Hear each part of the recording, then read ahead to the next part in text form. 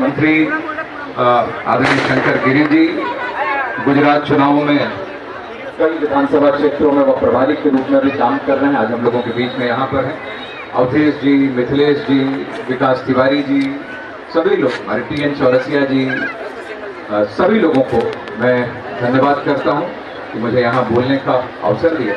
आप सब लोगों को छठ पर्व की बहुत बहुत बधाई, बहुत बहुत शुभकामनाएं। और सच में जैसा आपने कहा कि देखकर सीना एकदम गर्व से चौड़ा हो जाता है, क्योंकि जब हम मिर्जापुर में पढ़ा करते थे और जब मिर्जापुर बिहार के लगभग झारखंड के बॉर्डर पर है, अब हमारा तो जन्म ही झारखंड में हुआ है, बिहार उस समय था, पलामू। अब जब हम लोग पढ़ा करते थे मिर्जापुर और छठ मनाकर आते थे तो लोग पूछा करते थे कि छठ कैसे मनाते हैं, किन भगवान की पूजा होती है, उस समय लोग ये पूछा करते थे।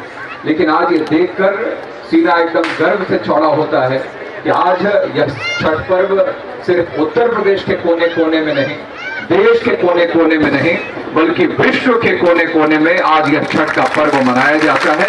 यह देखकर इसे गर्व की अनुभूति होती है। और शायद यह पहला ऐसा पर्व है, अकेला ऐसा पर्व है कि यह सीधे एक व्यक्ति को अपने ईश्वर से जोड़ने का काम करता है। जल में खड़े होकर जब अर्घ देते हैं तो सीधे अपने ईश्वर को, अपने सामने सूर्य भगवान को हम देखते हैं और अर्घ देते हैं। तो ये एक ऐसा पर्व है और अपने आप इसमें कहीं पर भी इसमें निर्मल कहूं तो उसमें मल होने की या कहीं पर भी गंदा होने की संभावना है, लेकिन यह तो अमल है, इसमें गंदगी ही नहीं है। और जो कहीं पर भी अगर कहीं लगता है तो अपने आप स्वच्छता में परिवर्तित हो जाता है, साफ हो जाता है, पवित्र हो जाता है।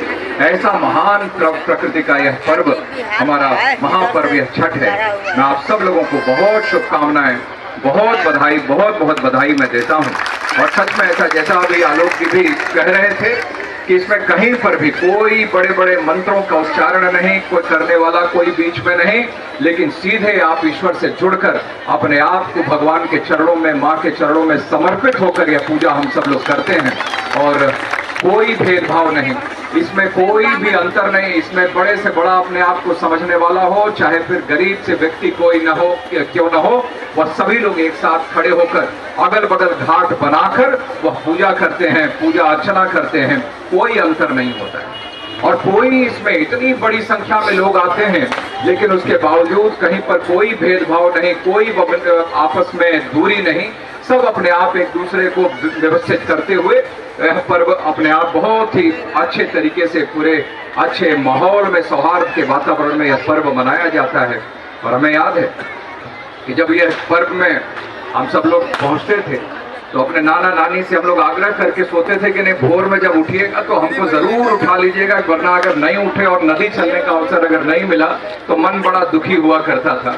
और उस समय ठंडा पानी कितना भी क्यों ना हो, लेकिन उस समय डुबकी लगाते ही लगाते थे, भगवान की पूजा उसमें करते थे। और जब घाट बनाने की बारी भी आती थी तो पलामू में कोयल नदी चलती है, कोयल नदी बहती है, तो उसमें भी सबसे पहले वहां जाकर एकदम अपने हाथों से घाट बनाकर दौरी और सूप और वहां पर गन्ना एकदम गाड़ देने का काम करते थे और तब वहां पर पूजा वो पूरी संपन्न होती थी। तो यह आप लोगों के बीच में जब आते हैं तो वह पूरा बचपन से लेकर आज तक वो सब ध्यान आ जाता है।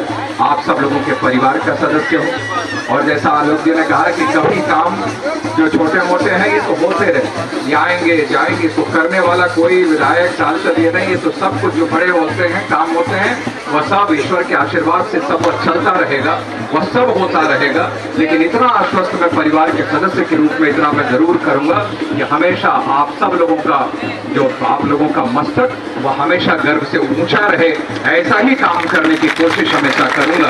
आपके परिवार का सदस्य हूं और वैसे ही जीवन भर अपने अंतिम सांस तक वैसे ही आपके बीच में रहूंगा, इतना आपको जरूर मैं भरोसा देता हूं।